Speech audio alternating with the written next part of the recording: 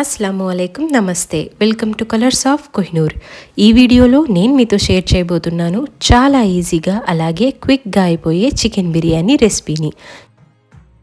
ఈ విధానంలో మీరు చికెన్ బిర్యానీ చేసినట్లయితే చాలా ఈజీగా అయిపోతుందండి. అలాగే చాలా యమ్మీగా టేస్టీగా కూడా ఉంటుంది.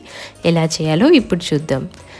దీనికోసం ముందుగా మనం స్టవ్ ఆన్ చేసుకొని ఒక మందపాటి బాండ్లీని స్టవ్ మీద పెట్టేసుకొని హీట్ అయిన తర్వాత ఇందులోకి ఒక పెద్ద చెంచాలు 4 చెంచాల నూనెను వేసుకోవాలి. ఇక్కడ నేను 1 కిలో చికెన్ బిర్యానీని తయారు చేస్తున్నాను కాబట్టి పెద్ద చెంచాలతో 4 చెంచాల నూనెను వేసుకున్నాను.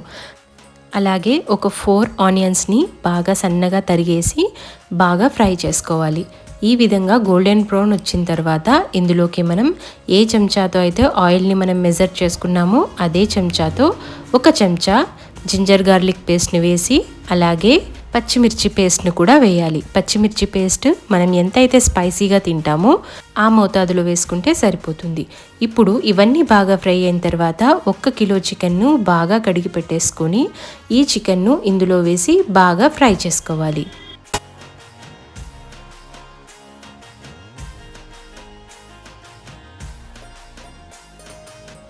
ఆయిల్లో మనకు చికెన్ ఈ మసాలాలు అన్నీ కూడా బాగా ఫ్రై అవ్వాలండి.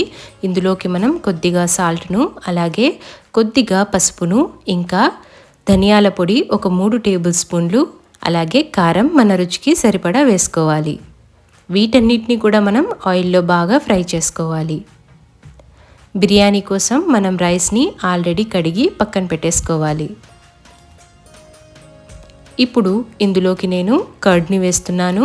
పెరుగు ఒక 2 పెద్ద చెంచాల పెరుగును వేస్తున్నాను. ఆయిల్, జింజర్ గార్లిక్ పేస్ట్ అలాగే పెరుగు ఇవన్నీ కూడా నేను ఒకే చెంచాతో మెజర్మెంట్స్ తీసుకుంటున్నాను. ఇక్కడ నేను 1 కేజీ చికెన్ని చేస్తున్నాను కాబట్టి ఒక పెద్ద చెంచాను మెజర్మెంట్స్గా తీసుకుంటున్నాను. ఒక 3 పెద్ద సైజు టమాటాలను బాగా మిక్సీలో వేసేసి పెద్దగా పేస్ట్ లాగా చేసుకోండి. ఈ టమాటా ప్యూరీని ఇందులోకి వేసేసుకోవాలి.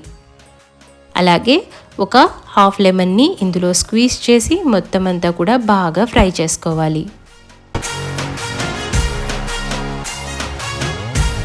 చూస్తున్నారు కదా, గ్రేవీ కూడా చాలా బాగా వచ్చింది. అలాగే ఉప్పు, కారం ఇవన్నీ కూడా టేస్ట్ చేసుకొని అప్పుడప్పుడు మనం వేసుకుంటూ ఉండాలి. ఇక్కడ నేను బిర్యానీ మసాలాను ఒక పెద్ద చెంచాడు వేసుకున్నానండి. ఈ బిర్యానీ మసాలా రెసిపీ కూడా మన ఛానల్లో ఉంది, కావాలంటే చెక్ చేయండి. ఇప్పుడు ఇందులోకి నేను కసూరి మేతిని వేస్తున్నాను. ఇప్పుడు వీటన్నిటిని కూడా బాగా కుక్ చేసుకోవాలి. ఒక 80% వరకు కూడా మనకు ఈ చికెన్ అనేది బాగా కుక్ అయిపోవాలి. ఇప్పుడు ఇందులోకి నేను కొత్తిమీర, పుదీనాను వేసుకున్నాను. అలాగే ఇవన్నీ కూడా బాగా మిక్స్ చేసుకుంటూ బాగా కుక్ చేసుకోవాలి. ఒక 80% మనకు చికెన్ అనేది బాగా కుక్ అయిపోవాలండి. మీకు తొందరగా కావాలనుకుంటే ఈ ప్రాసెస్ని మీరు కుక్కర్లో కూడా చేసుకొని ఒక విజిల్ పెట్టేసుకుంటే సరిపోతుంది. ఇప్పుడు మనం రైస్ తయారు చేయడానికి ఏ పాత్రలో అయితే బిర్యానీని మనం చేయాలనుకుంటున్నామో ఆ పాత్రను పెట్టేసుకొని అందులోకి వాటర్ని వేసుకోవాలి. ఈ వాటర్ని ఎలా మెజర్ చేసుకోవాలంటే మనం ఇదే గ్లాస్ తోటి 3 గ్లాసుల బియ్యాన్ని అయితే తీసుకున్నాము. ఒక్కొక్క గ్లాస్ బియ్యానికి 2 గ్లాసుల వాటర్ అయితే సరిపోతుంది.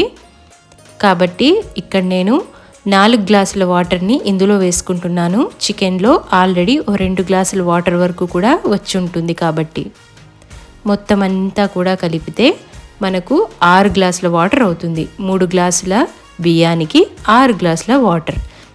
ఇప్పుడు ఈ వాటర్లోకి నేను దాల్చిన చెక్క, ఏలకులు అలాగే లవంగాలు, ఒక బిర్యానీ ఆకు, షాజీరా అలాగే ఓ నిమ్మ చెక్క ఇంకా కొత్తిమీర, పుదీనాను వేసి బాగా బాయిల్ చేసుకుంటున్నాను. ఈ విధంగా మూత పెట్టేసి బాగా బాయిల్ చేసుకోవాలి.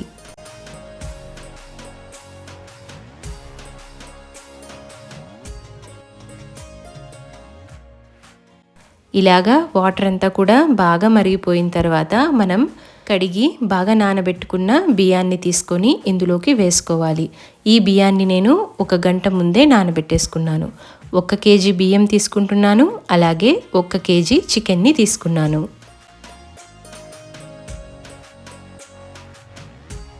ఈ విధంగా బాగా బాయిల్ అవుతున్న వాటర్లోకి మనం బియ్యాన్ని వేసేసుకోవాలి.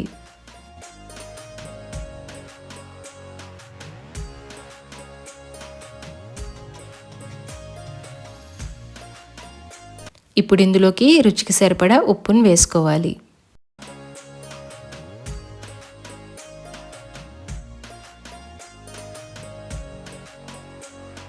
ఇలాగా మూత పెట్టేసుకొని బియ్యాన్ని బాగా కుక్ చేసుకోవాలి.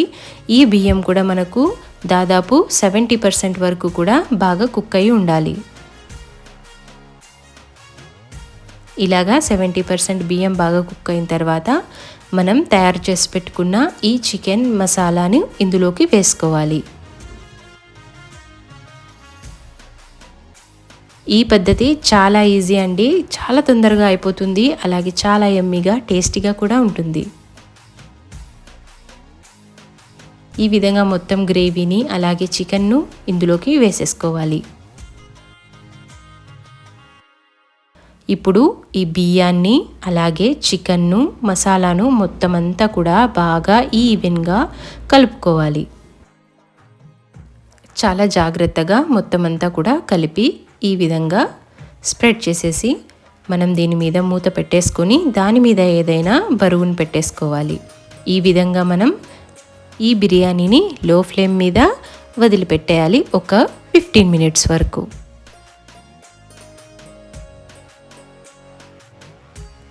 అంతేనండి, చూసారుగా 15 మినిట్స్ తర్వాత మనకు చాలా యమ్మీగా టేస్టీగా ఉండే చికెన్ బిర్యానీ తయారైపోయింది.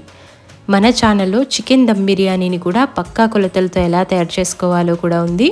దాన్ని నేను డిస్క్రిప్షన్ బాక్స్లో లింక్ పెడతాను, వెళ్ళి చూడండి. అలాగే మన ఛానల్లో బోల్డ్ అన్ని వీడియోస్ ఉన్నాయి, అలాగే ఇంకా రెసిపీస్ ఉన్నాయి. అన్నీ కూడా చెక్ చేసి నా ఛానల్ నచ్చితే సబ్స్క్రైబ్ చేసుకోండి, లైక్, షేర్ చేయండి.